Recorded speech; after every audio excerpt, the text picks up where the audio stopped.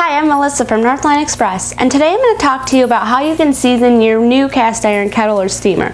This is an important process that's going to help prolong the life of your kettle, keep it looking great, and help prohibit the rust that can form on a raw cast iron kettle over time.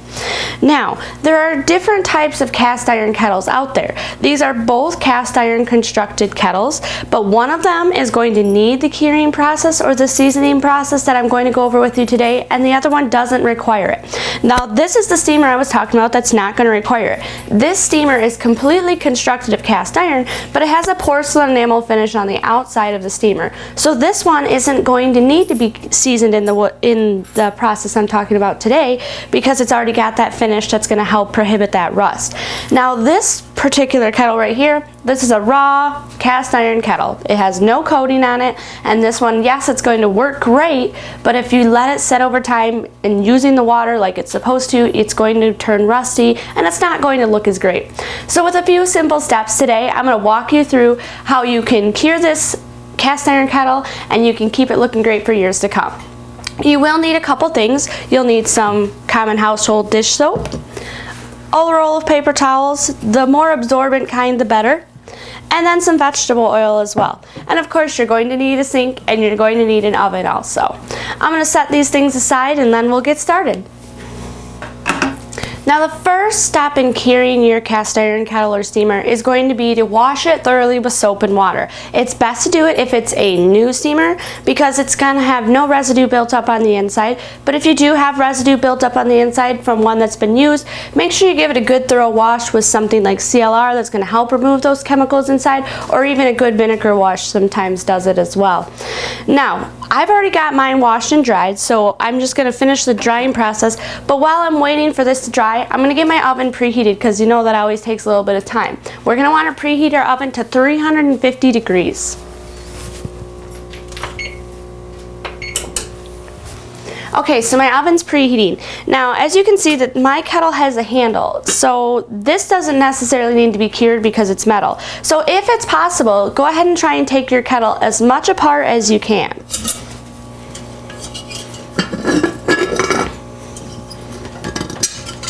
I just happen to be lucky that the handle and the lid pop right off of my particular kettle.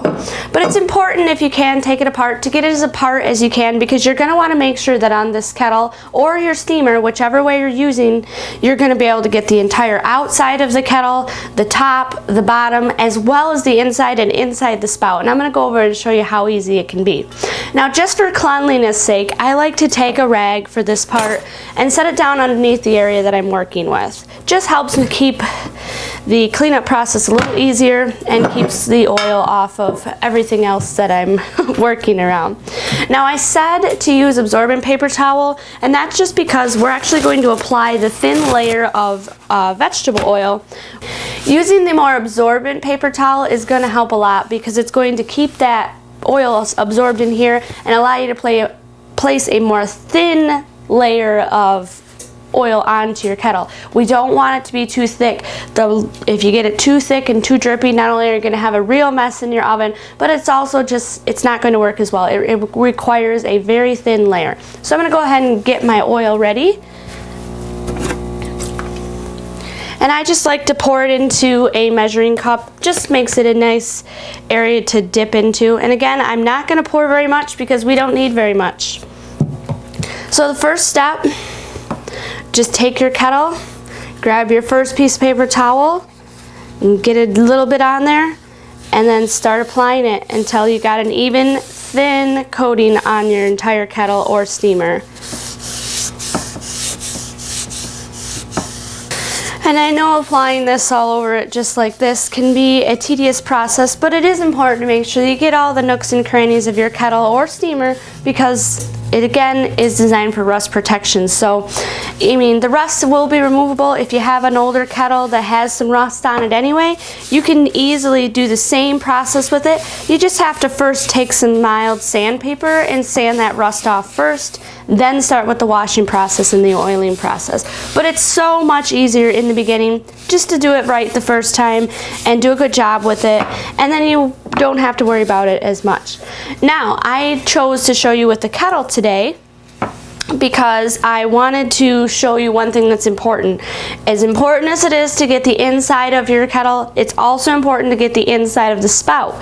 That is easy to do if you take your paper towel and kind of roll it up a little bit, and then just take it and stick it down inside the spout and make sure that you're wiping around in there really good. If you have to, get your paper towel a little bit more saturated and do this part of it before you oil the inside of your kettle.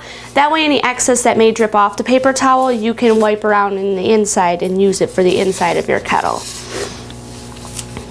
And of course, the last piece I've got here to do is the top of my kettle.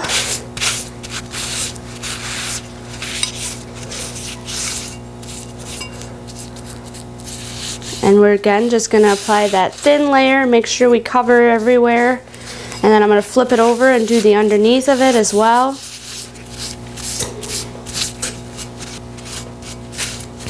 Okay, that's about all there is to it for this step. Now I've just got to finish waiting for the oven to preheat, and then we'll move on to the next step. Our oven is preheated now, so the next step is going to be to get our kettle into the oven and let it bake for an hour. That hour is going to cure that oil and help build that extra protection barrier from rust. So all we really have to do now is set it inside. So I'm going to go ahead and open my oven since my hands are going to be full. And then I'm going to take my kettle and set it inside here. And then I'm going to grab the lid to my kettle, and I'm going to set that inside as well. And grab a rag here and wipe some of that excess oil off my hands. Now, you will want to set a kitchen timer or some sort of timer to remind yourself to check on your kettle. You don't want to let it sit in there forever. And it's about an hour's worth of time you're going to need. You can check on it here and there, but an hour at 350 degrees is usually going to be sufficient for seasoning your kettle.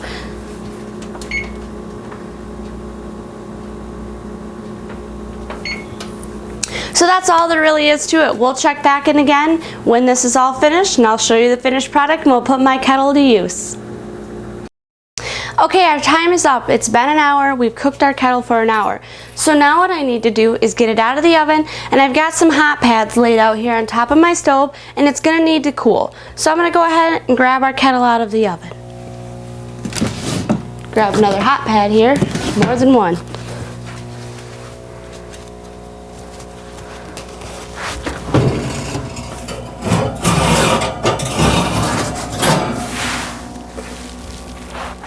Don't forget the lid.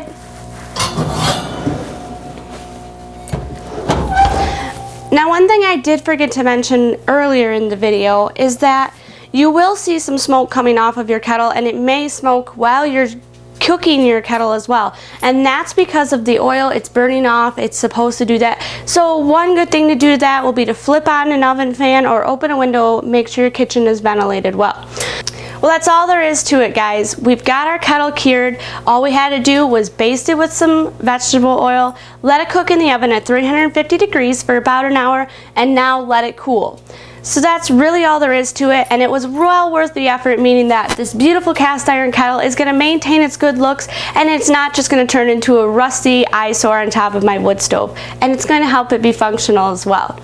I hope you found this information helpful, but if you find yourself with some lingering questions, definitely feel free to give some of our customer service reps a call. They're always willing to help, and they're always standing by. Have a great day!